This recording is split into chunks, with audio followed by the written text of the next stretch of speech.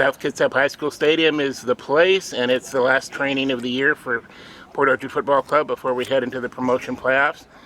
And we've got Gabe Threadgold with us today to introduce him to our community and talk about his soccer career. So, Gabe, you list Bremerton as your hometown. Tell me how you got to Bremerton.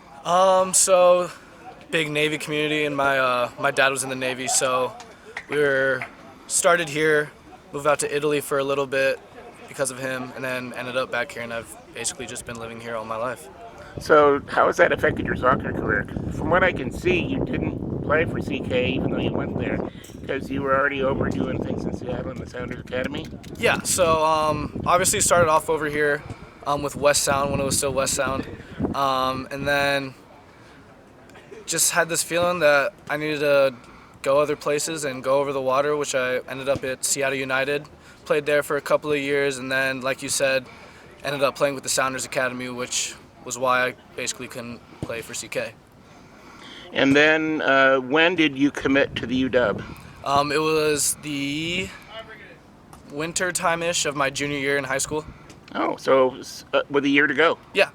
Now, one thing that I noticed on the UW website, and by the way, for those of you that are wondering why I'm saying UW, Gabe is now he's a redshirt junior at the University of Washington.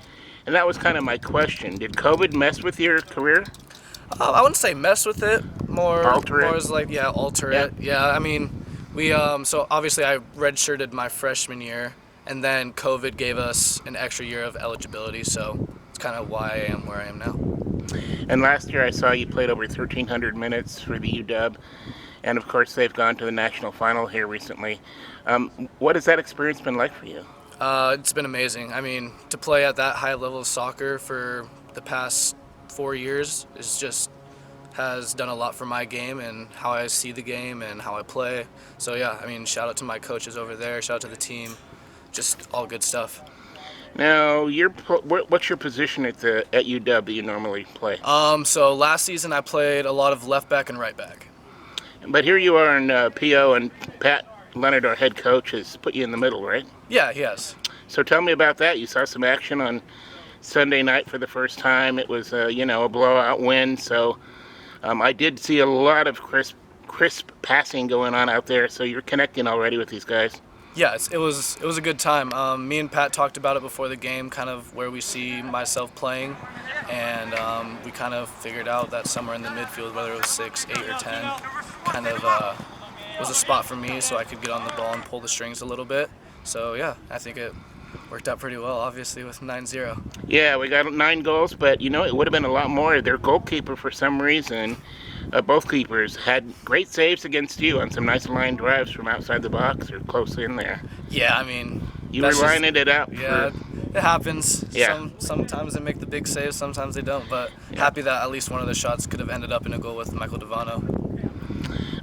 So you actually, and it wasn't an assist, but it was a shot by you that was deflected on the crossbar and the corner edge there, and Michael was tight in and was able to dribble it kind of past the goalkeeper, and that was his 20th goal of the year, which in a 10-match season is pretty crazy. Yeah. So that was neat. Yeah, big shout out to Michael Devano, obviously, for scoring 20 goals. That's crazy for a 10-game span. But yeah, I mean, he just sniffs out goals like that a lot of the times, where he just is like one touch, right place, right time. So good for him, good for our team, obviously. So am I right to assume that you knew Pat before through Central, and that's how this connection happened? Yeah, I had a lot of buddies at high school that played high school soccer at CK, so they all knew him, and then just through different connections, I got caught up with him. We became pretty good friends, and that's kind of how I ended up here. I know some of these guys from back when you were in the area. Yeah. So, in closing, tell me a little bit about what you see in the future for Kitsap soccer, because Port Orchard FC is brand new this year. We know we want to try to provide a place for people from Bremerton like yourself, and just, all these other guys. Most of our guys are from Kitsap. Right. It seems like we're in a kind of a talent wave here in Kitsap right now. Yeah, I think even just like more general, I think soccer in the U.S. is getting huge, and so in these smaller towns, you see more talent coming out, more players coming out of these places, and I think POFC is like a great starting point for Kitsap, just to get more fans, just more looks, and just kind of put this Bremerton, Port Orchard area kind of on the map just for soccer-wise. And I think Pat has done a great job grabbing a bunch of really talented guys, and I think it's just all upward from here. Well, it's awesome to have you come in here and bolster us for this playoff weekend run. And, here's hoping that it goes really well for you and for us, and we have an awesome weekend. For sure. All right, thanks for the Go chat, PFC. Gabe. All right, thanks.